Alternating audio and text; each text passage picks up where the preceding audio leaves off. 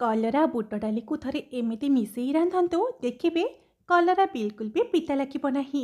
आ छुआ माने ई कलरा खाइबा पई बिल्कुल भी मना करिबे नाही, बरम गोटे जगार पांचटा कलरा मागी मागी खाइबे। नमस्कार, मु लक्ष्मी, रोसई विथ लक्ष्मी रे आपण मानकु अनेक अनेक स्वागत। रेसिपीटी स्टार्ट करबा पूर्व जदि आपण माने मो चैनल को ए पर्यंत सब्सक्राइब करि नहंती तेबे प्लीज चैनल टी को सब्सक्राइब करि नियंतु। आ जदि फेसबुक रे देखुचंती तेबे लाइक शेयर फॉलो तो निश्चिंत करंतु। ताहले असंत स्टार्ट करिबा आजिर रेसिपी। सेथि पई देखंतु एटी मु किछि फ्रेश कलरा नेछि, ता सहित नेछि किछि बुट डाली। एई रेसिपी पई आपण माने छोट बड़ जेउ साइज रो कलरा चाहिबे नेइ परिबे। तो बुट डाली को देखंतु एटी मु आधा घंटा पर्यंत पानी रे भिजे की रखिथिली। आ बुट डाली भी हमर भलो भाबरे फुली जाइछि बा भिजी जाइछि। एबे हमें कौन करिबा ना गोटे प्रेशर कुकर नबा। आ सेही प्रेशर कुकर भितरे एटी रखिथिबा बुट डाली को धोईकी देई दबा, ता सहित कलरा को मध्य धोईकी देई दबा। तापरे इथर अल्प टिके पानी देकी एबे कलरा और बुट डाली को हमें गोटे हुइसले आसीबा पर्यंत सिझेई नबा। आपण चाहिए कलरा और बुट डाली को अलगा अलगा भी सिझेई पारिबे, किंतु एकाथरे सिझेई दबा द्वारा कौन हबो ना समय भी बंचिबो, गैस भी बंचिबो।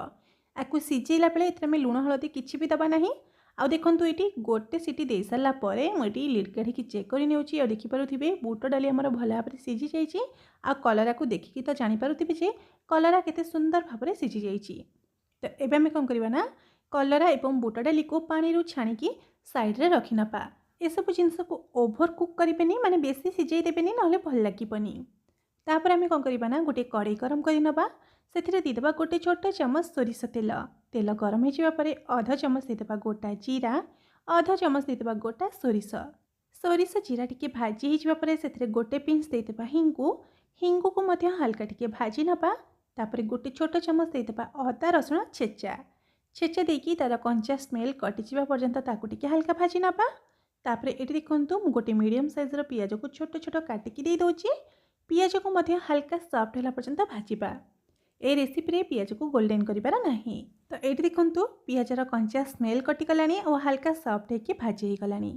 तो ए स्टेज रे हमें गोटे कंचा लंका को छोट छोट काटिकी दे दबा। ता सहित गोटे टमाटो को मध्य छोट छोट काटिकी दे दबा।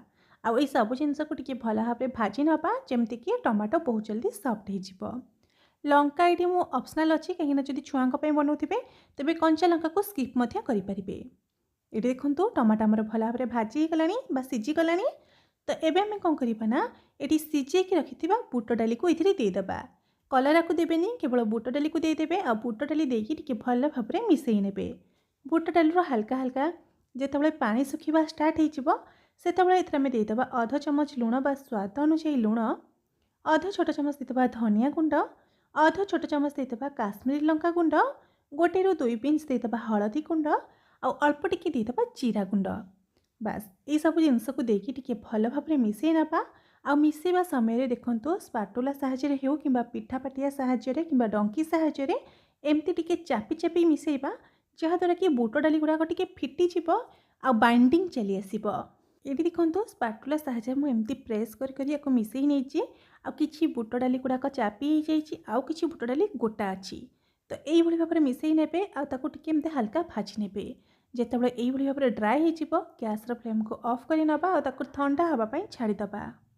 तापरे कोन करिबा ना एपटे देखंतु आमे जे कलरा को सिझे की रखिथिले से कलरा भी ठंडा हो गलानी। तो आम गोटे छुरी साहाय्य कलरार दुई पट साइड को एमती काटिकी बाहर करि नबा। तापरे मझिरे टिके एमती कट लगे नबा।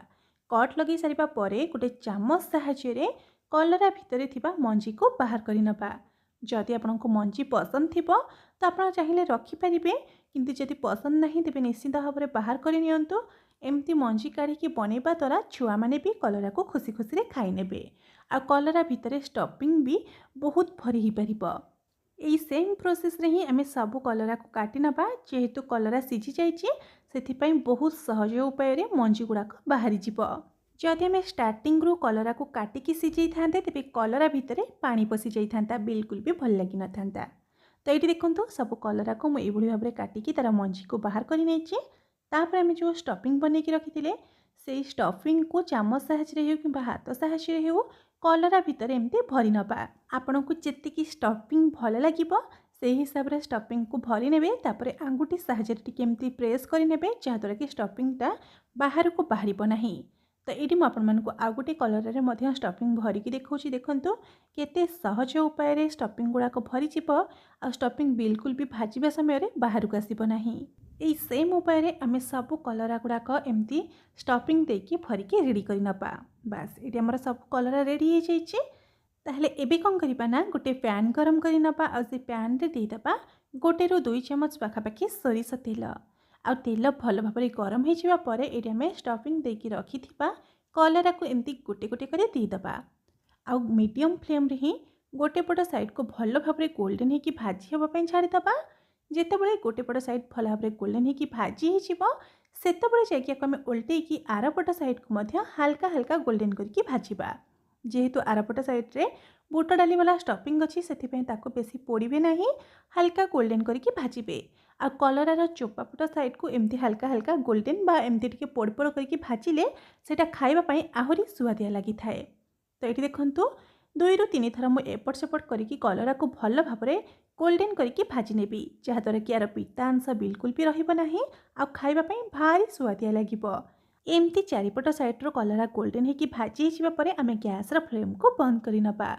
एमती का कलरा भजा आपण मैंने आगुरी के बन खाई कि जदि नाई तेज निश्चिंत भाव में थोड़ा ट्राए करूँ आ बन खाइला केमती लगिला कमेंट बॉक्स माध्यम रे कमेंट कर निश्चिंत जनातु। एमती का कलरा भजा को छुआ मैंने भी खुशी खुशी खाई नेबे।